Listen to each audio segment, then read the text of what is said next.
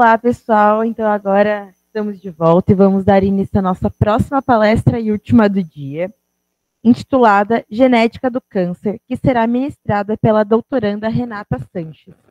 Ela possui graduação em Biomedicina pelo Centro Universitário das Faculdades Metropolitanas Unidas, FMU, em 2017. Atualmente, realiza seu doutorado pelo Programa de Pós-Graduação em Biologia Estrutural e Funcional da Universidade Federal de São Paulo, Unifesp. Possui experiência na área de genética e biologia molecular, com ênfase em genética, atuando principalmente nos seguintes temas: câncer gástrico, expressão gênica, análise funcional e epigenética. Renata, a palavra é sua.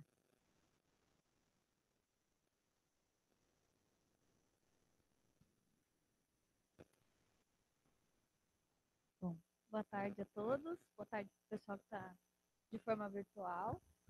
Obrigada, Thay, por ter me apresentado. Então, a gente está na última aula do dia, eu espero que vocês ainda tenham fôlego para me ouvir por mais uma hora. E eu vou falar hoje um pouquinho sobre a genética do câncer. Então, o que a gente vai conversar hoje, né? A gente vai falar um pouquinho sobre o que é o câncer, a definição, falar sobre os tipos, né, a diferença de câncer familiar e câncer esporádico, falar um pouco sobre o que é oncogênese, genes supressores tumorais. Vocês viram a aula do Danilo agora há pouco. Ele falou um pouco desses termos, a gente vai falar o que é propriamente isso. A gente vai falar um pouquinho sobre os aspectos genéticos da prevenção, diagnóstico e o tratamento do câncer. E também aspectos epigenéticos no desenvolvimento do câncer com os fatores ambientais. Tá bom. Desculpa aí. Então, antes da gente começar a falar sobre o que é o câncer e toda essa história que vai envolver, a gente precisa lembrar de alguns pontos que são importantes para a gente dar partida para contar essa história. Então, o primeiro é a gente falar sobre o que é a mutação, né? Então, mutação, por definição, ela é qualquer alteração permanente no DNA que tem uma frequência maior que 1%. Então, a gente pode ter alterações cromossômicas de larga escala, então ganhos de cromossomo. Então, por exemplo, aqui a trissomia do cromossomo 13, alguém arrisca lembrar a trissomia do cromossomo 13? Alguém teve aula hoje de manhã. Começa com P. Sempre tem uma imagem chocante quando a gente aprende isso. Síndrome de Fatal. Aí a gente também tem outro exemplo, a síndrome da trissomia do cromossomo 18, síndrome de Edwards. E a mais clássica, que é a trissomia do 21.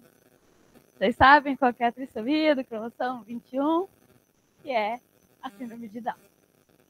A gente também tem as mutações cromossômicas. Aqui eu coloquei um exemplo não robertsoniana, que a Bianca provavelmente tem conhecido algumas coisas, assim, dá uma pincelada. Então, a gente tem a troca de posições de dois cromossomos diferentes. Então, aqui a gente tem o cromossomo 3 e o cromossomo 2. E cada um trocou um pedacinho. Então, isso também pode ser uma mutação. E a gente tem a mutação mais ao menor nível, né? Então, na fita de DNA, onde a gente pode ter inserções, deleções, substituições e na fita de DNA. Então, isso pode interferir também na expressão de alguns genes. Então, tanto a gente pode falar tanto a uma escala maior quanto numa escala menor. E também a gente tem a nível celular, né? Então, a gente pode ter mutações em células somáticas, que são as células de todo o nosso corpo, que não transmitem de geração, e as mutações em células germinativas, que quais são as células germinativas que a gente conhece? Agora, gente, eu sei que é quase 5 horas da tarde. A gente vai conseguir. São as que a gente tem nas células dos gametas. São as que, quando se juntam, essas mutações vão ser encaminhadas para a prole. Então, a gente pode ter, quando a gente tem essas mutações germinativas, a gente pode adquirir um indivíduo saudável ou um indivíduo que carrega a mutação. Então, esses são os conceitos básicos de mutação que a gente precisa ter em mente para a gente entender o desenrolar da história do câncer. E também a gente tem a mutação dos alelos, né? Então, a gente tem o alelo dominante, o alelo recessivo, que é aquela história do Mendel, Dzão, Dzinho, Azão, Azinho, enfim, como vocês quiserem denominar. E aí a gente vai ter um homozigoto dominante, um heterozigoto que vai expressar o alelo dominante, por mais que ele tenha um alelo recessivo. E aí, nesse caso, é interessante para o câncer. E a gente vai ter o homozigoto recessivo. Então, a gente tem que ter esses conceitos de mutação na cabeça para poder entender alguns processos que a gente vai avaliar no câncer daqui para frente. Então, todo mundo já ouviu falar sobre câncer, certo? A gente sempre conhece um parente, um amigo que já teve, se curou de câncer ou faleceu de câncer. Então, essa doença, ela é uma doença muito desgastante, tanto para o indivíduo que é acometido, quanto para a família. Então, ela é uma doença que ela tem um impacto muito grande. Um dos filmes que a gente pode falar sobre como o câncer é retratado é A Culpa é das Estrelas, né? E aquele casal que os dois tinham câncer e tudo mais, não vou dar spoiler no final do filme, mas além desse, tem diversos outros que retratam essa realidade dos pacientes que são acometidos por câncer. Então, no mundo, a gente vai ter mais de 14 milhões de novos casos de câncer a cada ano. E dentre esses 14 milhões, cerca de 8 milhões vão acabar falecendo por conta do câncer. Então, essa doença, ela tem um impacto muito grande na população, né? Porque ela tem um alto índice de mortalidade. E se a gente for olhar no mundo, os indivíduos, quando são mais acometidos, a gente pode ver aqui em azul, é quando o câncer é a primeira causa de morte nessa população. Então, a gente pode ver que diversos países enfrentam esse problema de ter o câncer como uma causa de morte. No Brasil, ele é representado como a segunda causa de morte. A primeira, se eu não me engano, é doenças cardiovasculares. Então, a gente pode ver que é um problema bem grande, né? E por que isso acontece? O câncer, normalmente, é uma doença que ele acomete quando o indivíduo já está numa idade mais avançada, em alguns casos, né? A gente vai entender aqui. Então, devido a esse envelhecimento da população que a gente vem enxergando ao longo do tempo, até 2100 a gente vai ter mais de 3 bilhões de indivíduos acima de 60 anos ou mais. Então, a população, ela está envelhecendo diferentemente da população que está nascendo. E no Brasil, o impacto do câncer é identificado com mais de 3 mil mortes e mais de 400 mil casos por ano. E isso acaba acarretando, devido ao envelhecimento populacional, acaba tendo um aumento de 66% de novos casos e 81% das mortes relacionadas por câncer no Brasil. E o governo federal, ele gastou mais de 3 bilhões de reais no tratamento e em procedimentos hospitalares e ambulatoriais pelo SUS. Por quê? Porque o câncer, ele é uma doença cara para se tratar. Ela é extremamente cara, tanto durante o tratamento, internações, intervenções cirúrgicas.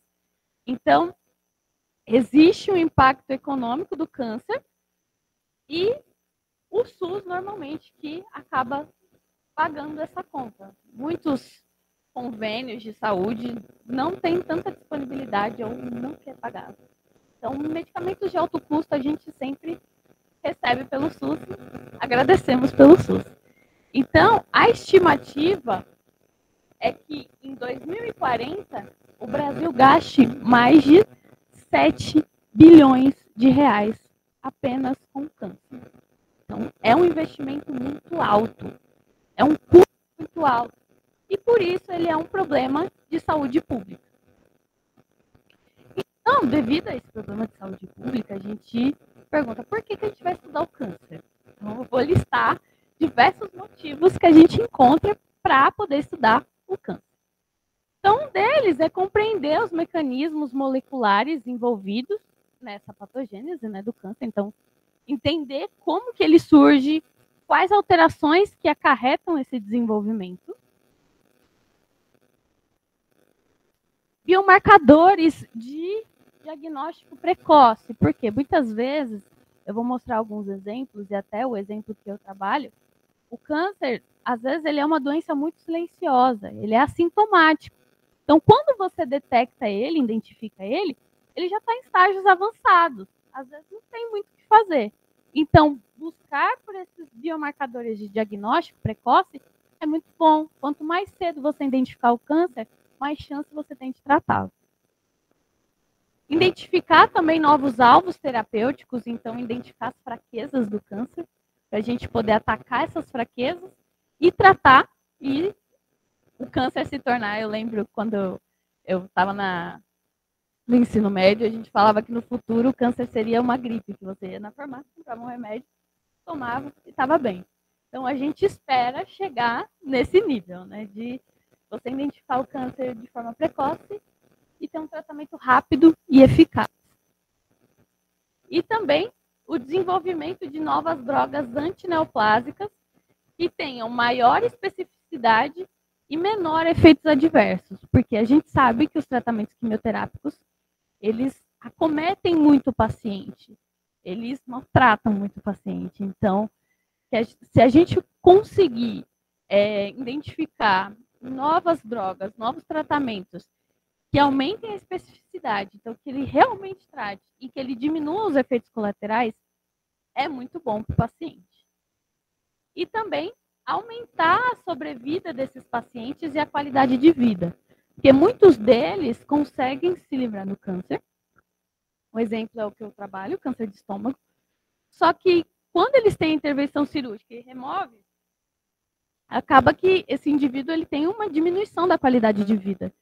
Então, se a gente puder buscar tratamentos que por mais que sejam invasivos, garantam ao paciente uma melhor qualidade de vida, que ele tenha ainda uma qualidade de vida, é muito bom. E o principal, né? Diminuir a mortalidade. Vocês viram, ela é muito alta. Então, a partir disso, a gente tem 3 nomes clássicos que a gente encontra por aí quando a gente fala de câncer, e muita gente não sabe, né, o que é necessariamente. Então, a gente tem neoplasia. O que é o câncer propriamente dito? O que é um tumor? Qual que é a diferença entre eles? Então, a definição, primeiramente, de neoplasia, ela é o processo patológico em que há ou origina um neoplasma, cujo resultado pode ser um tumor benigno ou maligno ou neoformação. Tá, é um nome difícil. Se eu pegasse, quando eu terminei a minha graduação, se eu pegasse só por essa definição, eu não ia estudar câncer. Mas a gente vai tentar traduzir isso de uma forma mais clara. Então, o que é o neoplasma? O neoplasma na oncologia é o crescimento fora do normal, sem controle e progressivo de tecido, caracterizado por ocorrer através da proliferação celular do tumor benigno. Então, a gente vai traduzir todos esses nomes difíceis. Então, primeiramente, o que acontece num tumor? Quais são os estágios? Agora sim. Quais são os estágios? Então, a gente vai ter uma célula lá, vai estar, por exemplo, aqui no epitélio, ela está lá, e ela desenvolve uma mutação. Resolvi mutar, mutei. Depois, ela vai se dividir e vai juntar um aglomeradinho de células com essa mutação, com essa diferenciação. Esse aglomerado a gente vai chamar de hiperplasia. Células diferenciadas estão ali aglomeradas. A partir disso, ela vai formar uma displasia, onde ela vai ter essas células mutadas, que são dessa primeira mutação, e esse miolinho aqui, que são células que já adquiriram outras mutações a partir daquelas. Então, elas começaram a diferenciar ainda mais. Aí depois a gente vai ter o tumor benigno, que todo mundo fala que é o tumor bom, né? Mas não, ele é um tumor benigno porque ele não progride, ele fica ali nessa conformação, ele não tem a capacidade de entrar em outros tecidos, migrar, invadir, então ele fica lá paradinho, dessa forma. Ele tem a mutação, mas ele não interfere nas células ao lado, não migra, então ele fica lá. Por isso que ele é o benigno. Ele está meio estático. Agora, já quando a gente tem o câncer, ele já é um aglomerado de células que tem aquela mutação original, mas adquiriu outras mutações. Então, ele ficou esperto. Ele começou a ter vida própria. E a partir disso, ele consegue invadir outros tecidos,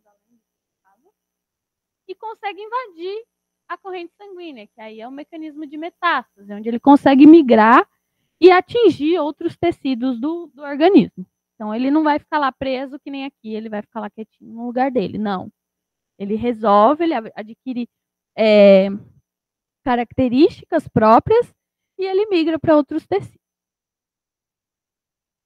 Então, o INCA, que é o Instituto Nacional de Câncer, ele define o que é câncer como um conjunto de mais de 100 doenças que têm em comum o crescimento desordenado das células e que invadem tecidos e órgãos. Então, ele é um aglomerado de células diferenciadas que pode invadir outros tecidos e outros órgãos.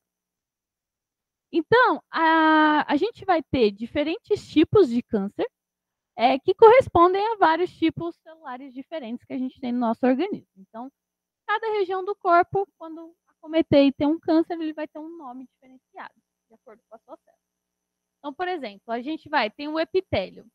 Aí, o tumor benigno, que é onde ele fica estático.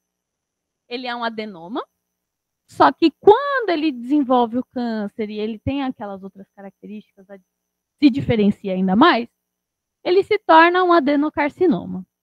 Então, a gente tem aqui a célula epitelial, a papila, aí ele vai virar um papiloma se ele for benigno, e quando ele adquirir o formato de câncer, ele está como célula escamosa. E assim por diante. O único tecido que não vai ter origem benigna são as células hematopoéticas, porque elas são fluidas no nosso corpo, então não tem como elas terem um cantinho estático ali para formar um tumor benigno. E como elas se comunicam, elas acabam formando leucemias e linfomas. Então aqui a gente tem um exemplo clássico do que é, desculpa pela foto feia, mas um exemplo clássico do que é um tumor benigno, um tumor maligno. Então a gente aqui tem um linfoma, onde a gente tem um aglomerado de células diferenciadas que ficam estáticos ali. Então o linfoma, ele vai ter dentro uma gordura e uma célula e as células que encapsulam aquilo. Quando ele perde essa capacidade de ficar encapsulado, ele forma um lipocarcinoma, que é uma estrutura mais diferenciada, desordenada, que vai ter vascularização, vai ter célula morta ali, porque cresce tanto que acaba não irrigando direito, e aí tem esse processo mais complexo e danoso. Então, agora a gente vai falar um pouquinho sobre o que é o câncer familiar e o que é o de origem esporádica. Então, o câncer familiar, ele acomete 5% da população. Então, ele vai ser um câncer que ele vai ter características de todas as gerações serem afetadas e ele vai ocorrer em mutações em células germinativas, que são as células germinativas que eu falei lá no começo. São as dos gametas. Então, no óvulo, no espermatozoide. Então, por conta disso, por serem mutações em células germinativas, elas vão passando de geração em geração. Então, a partir desse carregamento de mutações em células germinativas, a gente vai poder ter uma mutação somática.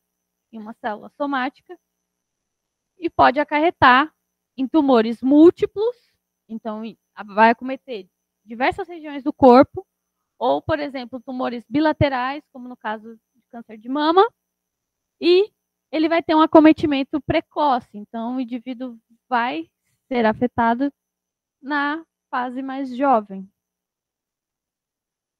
E ele tem a maior carga dele, a predisposição genética. Então, a gente vai ver mais para frente um exemplo desse tipo de câncer familiar e a porcentagem dele é bem mais baixa do que o câncer esporádico, que são acometidos 95% da população. Então, a gente pode ver que aqui nenhuma das gerações anteriores a esse indivíduo foi acometida, então é uma mutação que surgiu desse indivíduo. Ela vai ter, que a gente vai falar mais para frente, pelo menos duas mutações somáticas, então 2 eventos que vão acarretar o desenvolvimento. E ele normalmente são tumores únicos, então eles começam em um sítio, não que ele não vá cometer outros sítios, porque a gente lembra, os tumores eles podem desenvolver a capacidade de metástase. Então, porém, a origem dele é em um único sítio. Ele é um tumor unilateral, então pode acometer, por exemplo, pode acometer em uma só, ou em órgãos, tem um, por exemplo, estômago. E ele tem um acometimento tardio. Então, o câncer, ele é uma doença fundamentalmente genética, mas a gente pode ter causas externas presentes no meio ambiente ou relacionadas ao seu modo de vida, como a gente viu na aula anterior. A gente vai ter erros aleatórios que acontecem na replicação das células, então aquelas mutações somáticas que podem acontecer, e os fatores genéticos. Então, tudo isso pode influenciar no desenvolvimento do câncer. Aí a gente vem para cá. Lembra que o Danilo falou sobre o estilo de vida, sobre se você fuma, se você bebe. Então, diversos fatores ambientais acometem o desenvolvimento do câncer. Então, por exemplo, o tabaco, ele te dá 30% de chance de você desenvolver o câncer. Infecções, como, por exemplo, HPV, né? Câncer de colo de útero. A gente tem comportamento sexual. A gente tem ocupação, fatores geofísicos, então, sol, protetor solar. A gente tem o álcool, a gente tem a poluição do meio ambiente, a gente tem a alimentação, que é o alto consumo de alimentos embutidos, industrializados, a gente tem o tabagismo, o etilismo, a gente tem o baixo consumo de frutas e vegetais, o alto consumo de bebidas quentes, como cafés e chás. Tudo isso pode influenciar o desenvolvimento do câncer. Coitado. Então, o que a gente define é que desses 95% de chances do câncer esporádico, o câncer ele é caracterizado como uma doença multifatorial. O que isso quer dizer? Que diversos fatores influenciam no desenvolvimento da doença. Então, tanto a sua genética vai contribuir, quanto o estilo de vida que você tem. Então, a gente vai falar um pouquinho agora sobre o modelo clonal do câncer. Então, como que ele vai acarretar a isso, né? Então, a gente vai ter a célula saudável, que vai sofrer uma mutação, e vai ter aquela célula diferenciada, que vai estar ali. Só que essa célula diferenciada também vai sofrer uma segunda mutação, um segundo evento. E aí, a partir disso, essa célula, esse câncer primário, ele vai perder as características de uma célula saudável. Então, ele vai começar a ter a plasticidade genética, então ele vai perder a senescência, ele vai proliferar desordenadamente, aí ele vai ter aqui, por exemplo, vai ter a partir daqui ele já vai estar descontrolado na questão de mutações. Então aqui ele pode desenvolver a metástase, a resistência à droga, escapar do sistema imune, escapar da morte celular, entre outros. Escapar da sinalização inflamatória, versus outros outras características que ele vai adquirindo conforme ele vai ficando mais agressivo.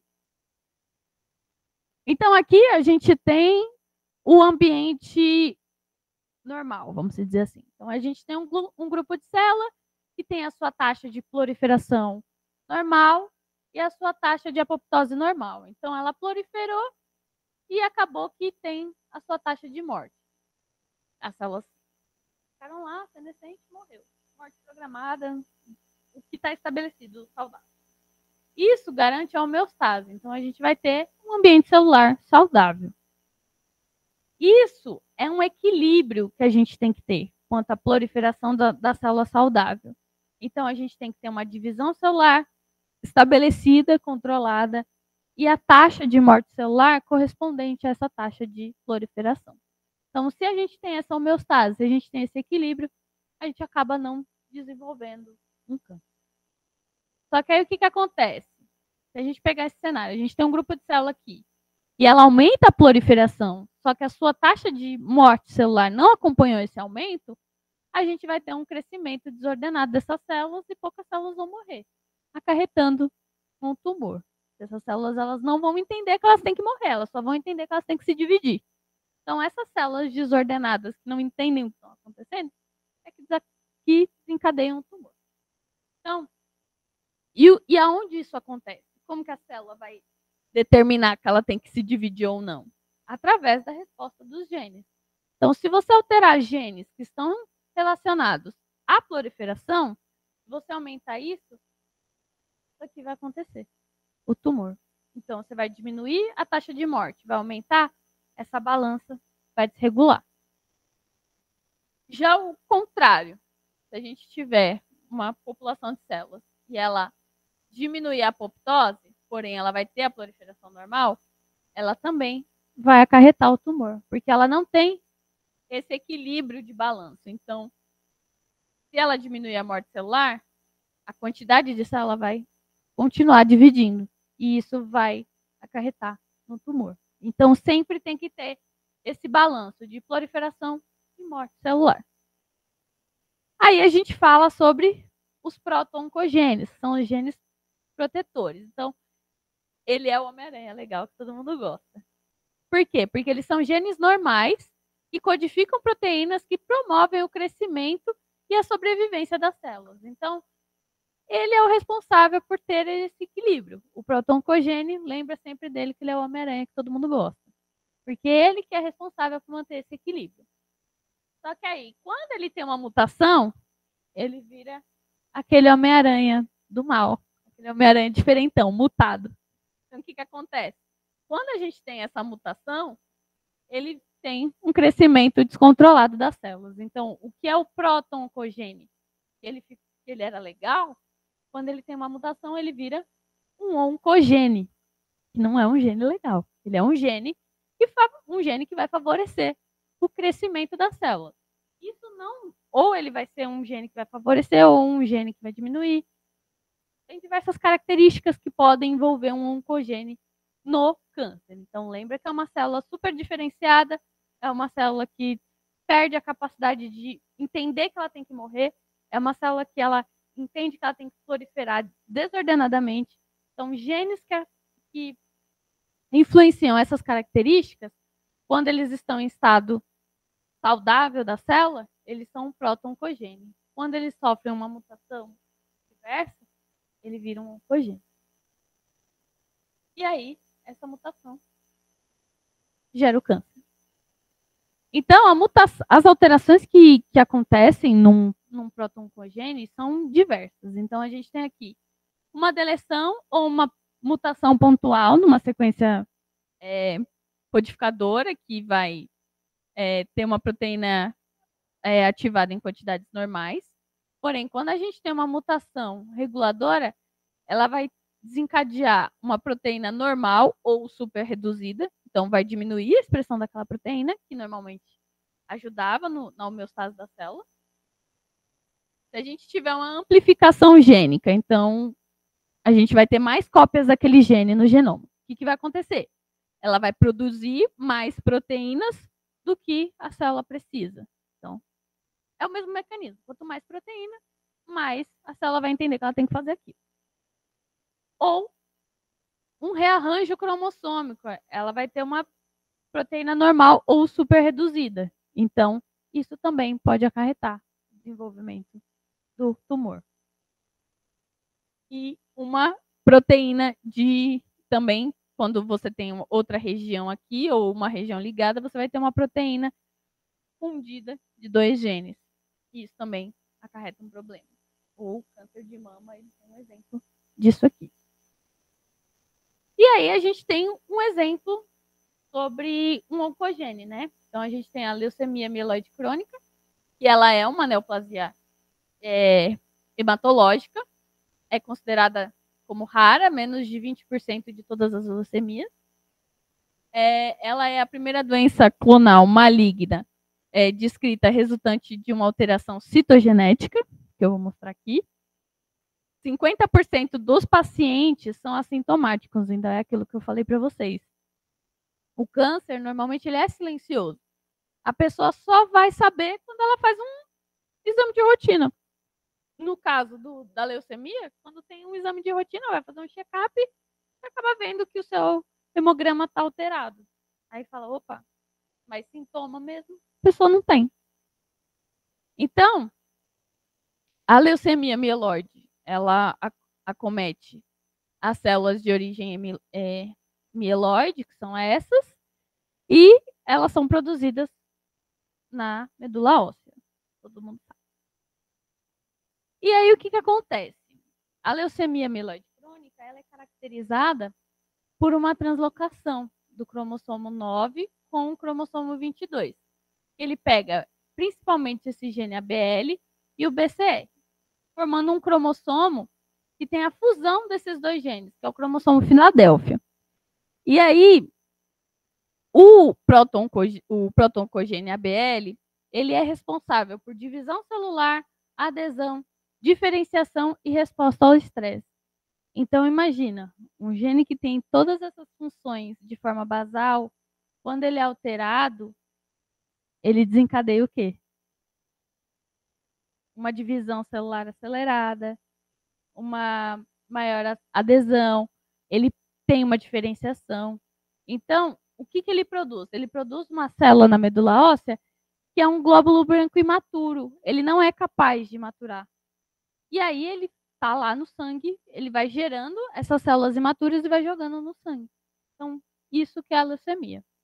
E aí, como que a gente detecta? Tem dois testes mais clássicos, além do hemograma, né? A gente tem a citogenética, que aí a gente vai identificar aqui, ó, o cromossomo Filadélfia. 90 a 95% dos casos de leucemia mieloide crônica apresentam o cromossomo Filadélfia positivo no cariótipo. E a gente também vai ter a técnica de Fisch, que a Bia pode falar melhor que eu, mas a gente vai ter a presença aqui, ó, do cromossomo Filadélfia, onde ele vai estar, eu não sei se aqui dá para ver direitinho, mas ele vai estar colorindo os 2 cromossomos, tanto o 9 quanto o 22, que são pintados com os genes, né? O BCR e o ABE. Então, agora a gente vai falar um pouquinho sobre os supressores tumorais. Então, o que eles são? Lembra sempre do super-homem. Supressores tumorais, eles são os heróis do câncer, porque eles são genes que regulam o ciclo celular, inibem crescimento celular e eles ajudam em mecanismos de reparo a danos do DNA. Então, os genes supressores, eles são genes protetores do câncer. Então, são genes que são expressos no seu corpo e que auxiliam a não desenvolver esses mecanismos proliferativos desordenados. Só que quando a gente tem uma mutação, que é esse bichinho mau aqui, esse vilão, quando a gente tem uma mutação que inativa esse super-homem, ele acontece a divisão celular desordenada. A gente teve a palestra anterior. Qual mecanismo que pode inativar a expressão de um supressor tumoral?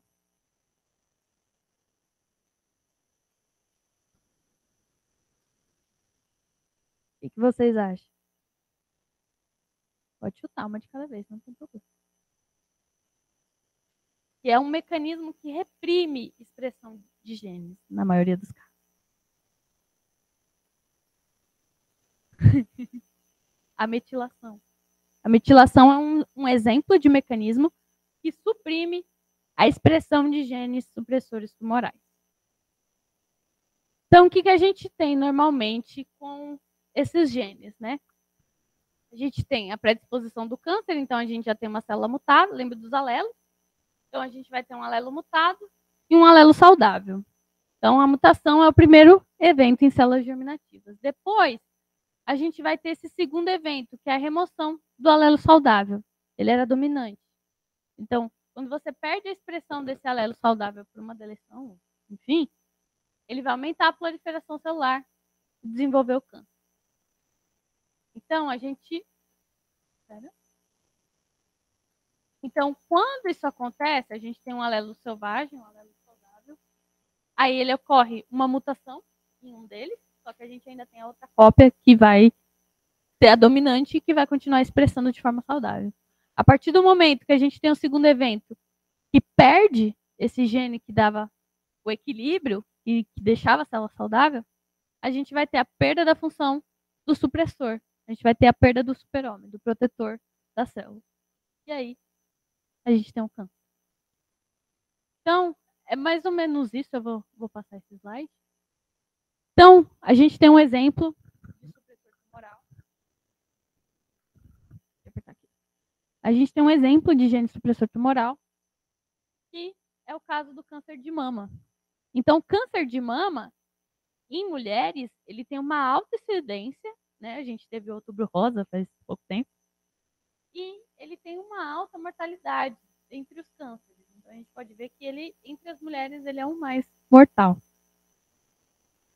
E esse tipo de câncer, ele é de 5 a 10% de origem hereditária.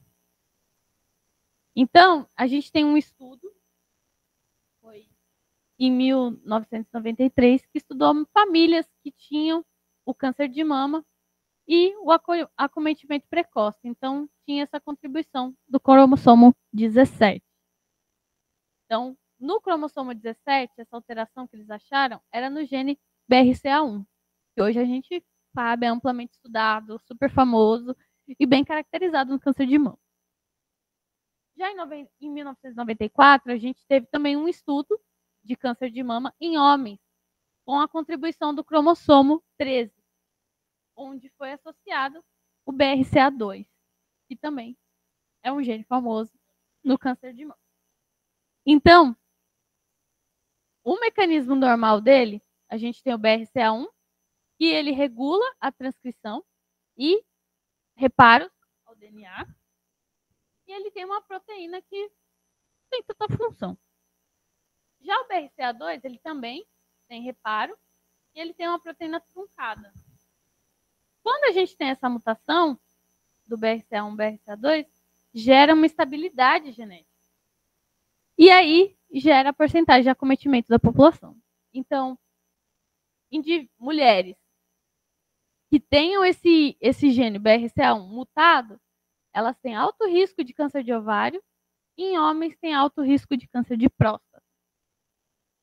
Já o BRCA2, ele vai dar 45% de chance de aumentar o risco de câncer de mama bilateral, onde acomete as duas mamas, e um aumento do risco de câncer na vesícula biliar, ducto biliar, estômago e melanoma. Então,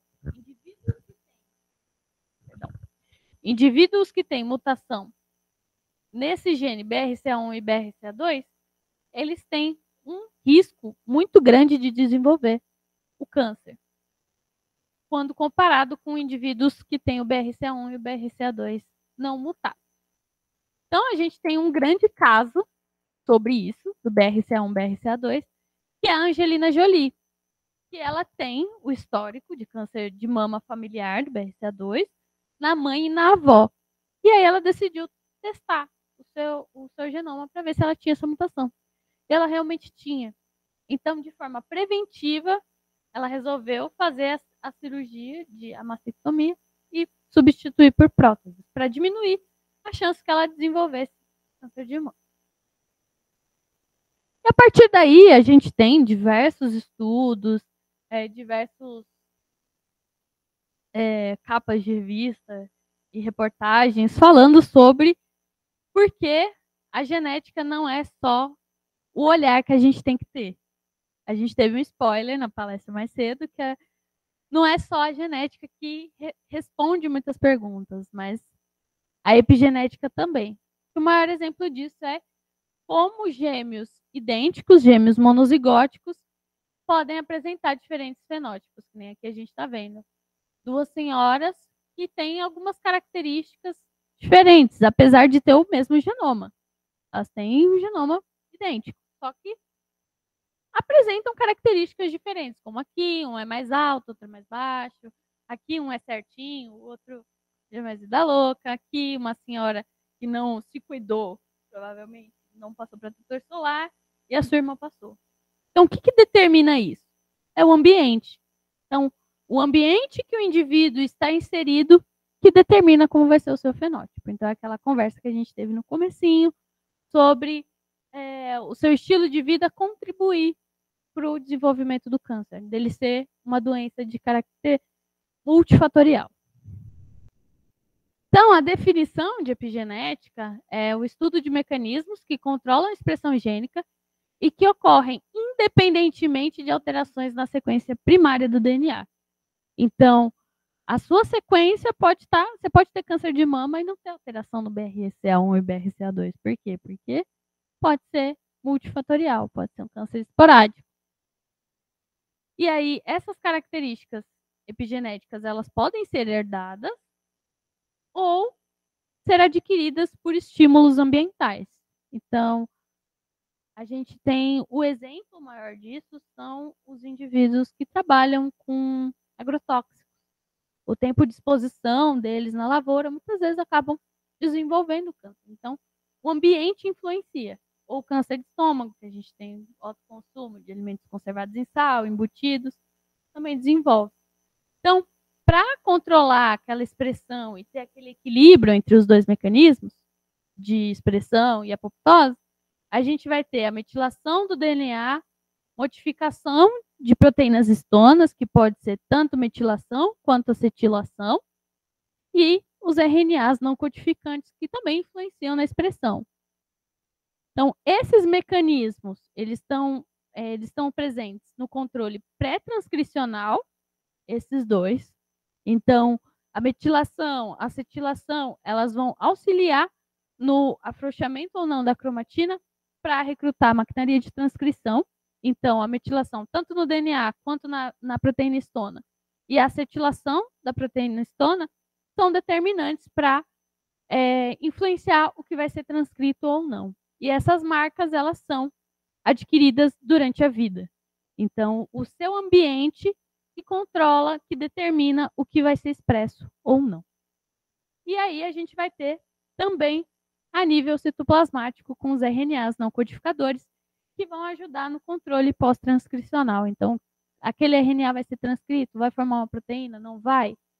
Eles também atuam nessa parte. Então, tanto como um oncogene, então ele pode influenciar no surgimento do câncer, ou pode ser um supressor tumoral, pode ser um super-homem inibindo a formação do câncer. Então, para a metilação, o que a gente vai ter? Quando a gente tem um aumento da metilação do DNA e das proteínas histonas, a gente vai ter um compactamento maior desse DNA que vai inibir a expressão desses genes. Então, se a gente diminui a acetilação da histona e se a gente aumenta a metilação do DNA, a gente pode ter uma inibição da expressão de algum gene importante. Já a ativação gênica, a gente vai ter uma diminuição da metilação do DNA, que vai ajudar no recrutamento da maquinaria de transcrição, e uma maior acetilação na proteína histona. Então, a cromatina vai estar mais frouxa. E como que isso é determinado? Lembra? O ambiente. Então, o ambiente, se a gente mora numa região, cidade, poluição, se a gente mora numa região mais rural, o que a gente come, se a gente come muito fast food, se a gente tenta se alimentar de forma mais saudável. Eu tô pecando nisso aqui, eu tô comendo muita besteira ultimamente. O tabagismo, elitismo, se você faz exercício físico, se você não faz, seu estilo de vida, os seus traumas, a gente viu com o Danilo hoje. Então, tudo pode influenciar como o seu organismo vai responder. Então, a gente tem alterações epigenéticas que acontecem no desenvolvimento do câncer. Então, quando a gente tem a inibição de uma histona metiltransferase ou de uma histona desacetilase, ou tanto num sistema quanto no outro, a gente vai ter um aumento ou uma diminuição do DNA, da proteína histona. E isso que determina é a região de influência. Então, o gene que está inserido nessa região, se ele for inibido ou ativado em excesso, ele pode aumentar a sua expressão ou não e gerar o câncer. Então, por exemplo, se você aumentar a metilação e diminuir a acetilação de uma região onde tem um supressor tumoral, ele vai inibir a expressão do supressor e vai ocasionar no câncer. E esse mecanismo se inverte quando é um oncogênio. Então, se você diminuir a metilação e diminuir a acetilação numa região que tem um oncogênio, ele vai aumentar a expressão. Essa célula vai por exemplo, um oncogênio de proliferação. Vai aumentar a proliferação celular, consequentemente, vai gerar um câncer. Então, é aquilo que a gente conversou anteriormente. Então, se a gente aumenta a proliferação e mantém a taxa de apoptose, vai desenfrear um crescimento desordenado que vai gerar um tumor. Então, a gente sempre tem que lembrar desse equilíbrio.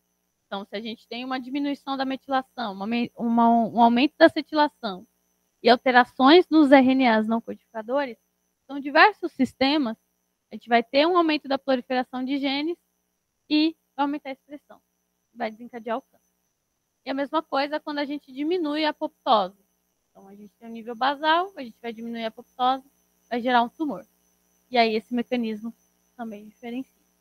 Então, tudo a gente tem que determinar pela balança da homeostase. Então, por que a gente estuda a epigenética? A gente já viu com o Danilo, agora mais um pouquinho. Por que a gente estuda? Porque esses estudos que são herdados e modificados por estímulos ambientais são mecanismos reversíveis. Então, a maquinaria pode mudar a todo tempo. Então, se a gente investir em drogas epigenéticas, drogas que atuam nesse mecanismo, inibindo a metilação em regiões que precisam de genes importantes supressores, ou inibidores de acetiltransferase, inibidores de desmetilase, drogas que influenciem nesses mecanismos de inibição e expressão de genes, a gente consegue controlar e inibir o câncer. Então, a gente tem alguns estudos e algumas drogas que já são utilizadas, como essa aqui eu acho que é a 5-azacitidina, e essa outra aqui, que são drogas que influenciam. Uma é para síndrome mielodisplásica e a outra é para linfoma cutâneo de células T. Então, eles são agentes desmetilantes ou agentes acetilantes que influenciam nessas regiões. E existem diversos estudos com outras drogas para entender se elas funcionam em um câncer ou em outro. Então, o que a gente precisa levar de hoje do câncer?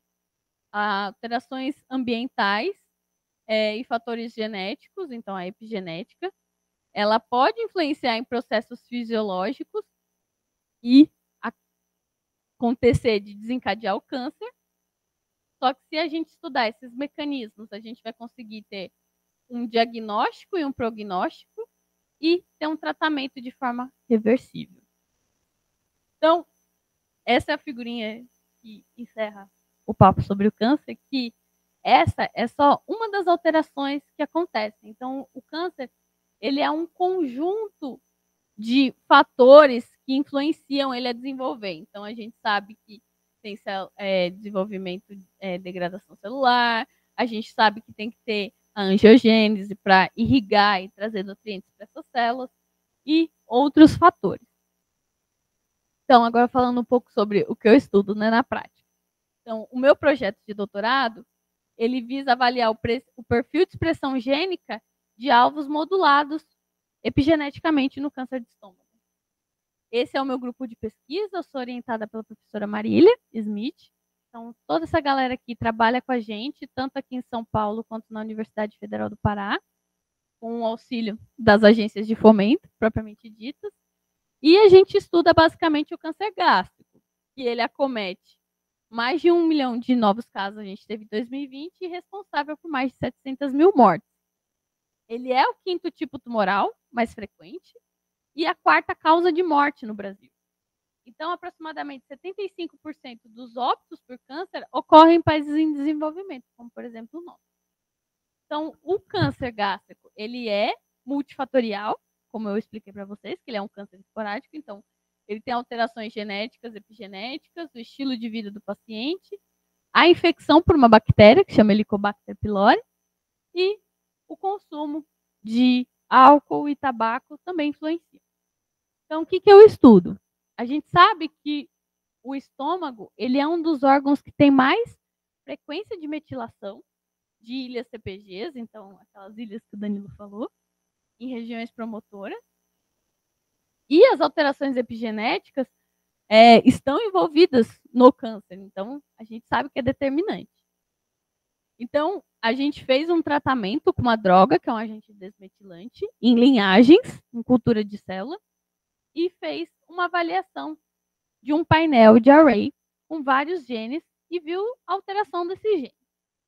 Desses, a gente selecionou 3 genes para estudar, e aí a gente vai avaliar o perfil de expressão desses genes em amostras de câncer e a região não tumoral desse câncer, desse indivíduo, né?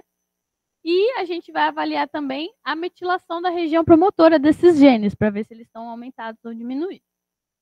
E avaliar o silenciamento, avaliar funcionalmente esses genes. Então, ver qual é a função deles no câncer gástrico, porque eles ainda não foram descritos. E, para encerrar, gostaria de agradecer, né, a atenção de vocês e falar que eu conheci esse curso em 2017 num curso de atualização. Então, eu me inscrevi no doutorado, estou no doutorado, porque eu vim conhecer o programa de pós-graduação a partir do curso de atualização em 2017. Então, é isso. Obrigada.